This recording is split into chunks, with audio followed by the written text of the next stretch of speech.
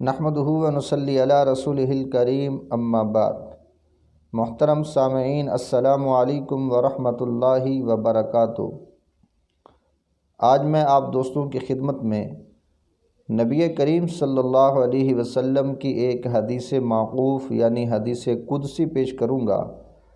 اللہ تعالیٰ سے دعا ہے ہم سب کو عمل کرنے کی توفیق عطا فرمائے۔ بسم اللہ الرحمن الرحیم۔ قال رسول اللہ صلی اللہ علیہ وسلم قال اللہ تعالی اذا تحدث عبدی بأن يعمل حسنا فأنا أكتبها له حسنة ما لم يعملها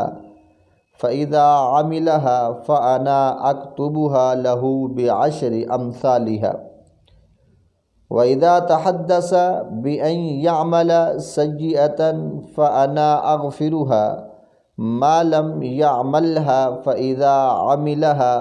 فَأَنَا أَكْتُبُهَا لَهُ بِمِثْلِهَا۔ ترجمہ: رسول اللہ صلی اللہ علیہ وسلم نے ارشاد فرمایا کہ اللہ تبارک و تعالی فرماتا ہے کہ میرا بندہ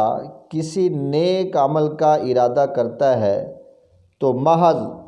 اس کے ارادے سے ہی جب تک اس پر عمل پیرا نہ ہو میں اس کے لیے ایک نیکی اس کے نامہ اعمال میں لکھ دیتا ہوں، اور جب وہ اس قلبی ارادے پر عمل پیرا ہوتا ہے تو اس کے لیے 10 نیکیاں اس کے نامہ اعمال میں لکھ دیتا ہوں،